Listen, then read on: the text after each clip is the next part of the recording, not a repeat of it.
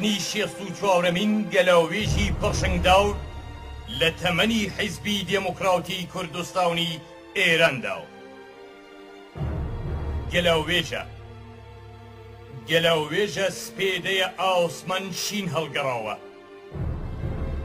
واو گزنجی ڕووناوکی بەخش لەسەر کەلیچیا و بەرزەکانی نیشتماونەوە سەری هەڵداوە و بووچی ئاوگر هێدی هێدی بەرە و تەلاوری شانۆی ئاسمان کەوتۆتە ڕێ. زۆزەن ئەوڕۆکە لە خەوی شیرین هەستاو چاوی بەڕووی هەتاوێکی گەشی دیکەدا و تروکەن. سفرەی دڵی تەنجی لە ئاوزاوری مێرو لە کاوری شۆرەکاوت بۆ کۆترێکی شین کردەوە. خەم نووسووە ئازادی خۆی دەرخستووە لە بناوری زاوگرۆسەوە لەبەر باورەگەی مێژوودا و کەڵە پیاوێک ڕێبەرێک لە تۆرەمەی خۆر ئەسپی ئازادی تاو دەدا و دێتە پێشێ. ئەوە پێشەوەی دێموکراوتە بە زاویەڵەی بەرزی هاواوری چیاوکەن دەخرۆشێت و دەگوڕێنێ. ئەوە پەیکەرەی ئازادیە هاوتۆتەوە هەتاو سەرداوراونی ڕەوەز بێنێتە سەر ڕێچکەی خەباوت.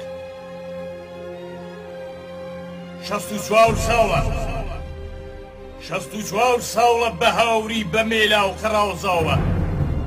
64 هاوینی سوورە. 64 پاویزی باوڵ ناورنجی و 64 زستاونی پیرە تۆ بە پێوەی هۆ دێموکراوت. قەڵەم نەماوە نەنووسێ گوڵ نەماوە ڕاوت نەمووسێ. واو تریفەی گەلاوێژە و ئۆگراونت پۆل پۆل هاوتونەتە مەیدان. تینوان هاوتونەتە سەر کاونیاوی کزەی ڕۆحەت چاوەڕواونن بە هەناوسەی گەرمی قازی ئەو مرۆڤە پسپۆرەی ڕێبازی دێمۆکراسی و ئازادی. جاورێکی تر شنەی دڵ بزوێنی شەوەن بە گەروی چیا و سەرکەشەکاونی ئاوگری و قەندیل و داڵا هۆداو بکەن.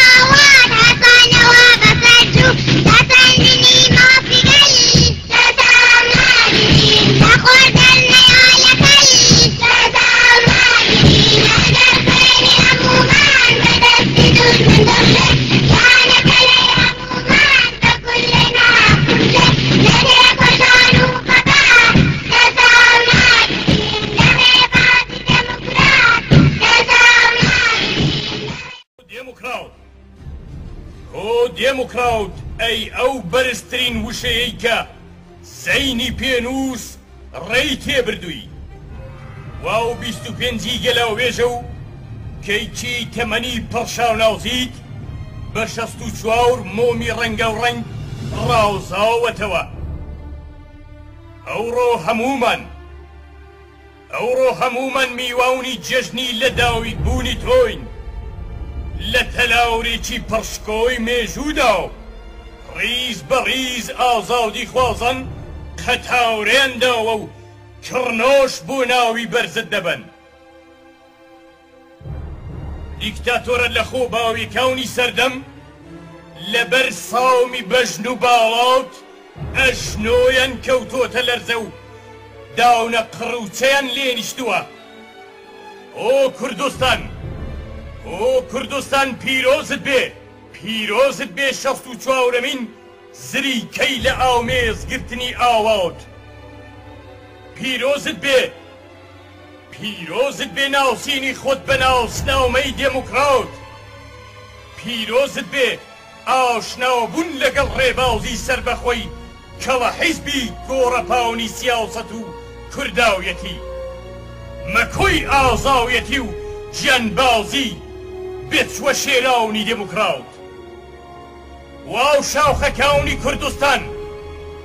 واو شاوخەکاونی کوردستان چاوەڕواونن لەشی ساورگەن بە گەرمی ئاوگرە سوورەتەن گەرمەداوکەن شاور بە شاور و گوند بە گوند دەشت بە دەشت و دوند بە دوند بیکەن بە ئاوگرە پژاونی شاوی ڕاماوڵن هێزی تاوریچی شەقاوریکەن شەوە زەنگی بێ هیواوی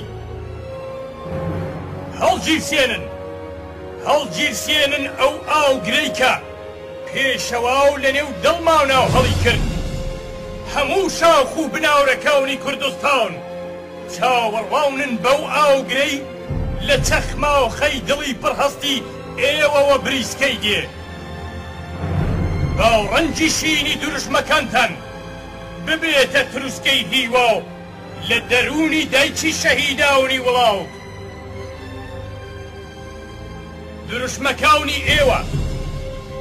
دروشمەکاونی ئێوە دیواور بە دیواور موژدەی ئازادی بەگوێی کۆڵاونەکەندا و دەچرپێن و ورەی داوگیرکەر داو دەبەزێنن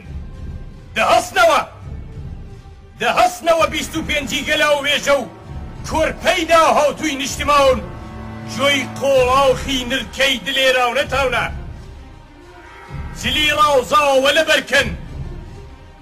ڕاوزاوە لەبەرکەن بۆ گۆڤەندی لە داویک بوونی دێموکرات شاوناوزی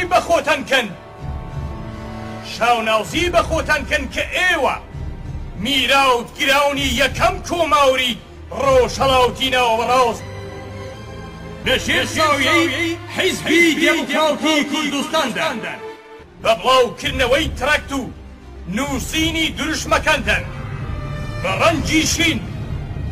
ڕەنگی شین یان لەسەر زەمینەی شین بیسەلمێنن کە دێموکرات ئاشتی خوازە مرۆڤ دۆستە لاوێنگری ئازادیە و گیان لە پێناوی وڵاتە دەهەستنەوە واو سەرکەوتن باوم دەکاو ڕوحی شەهید چاوەڕێیە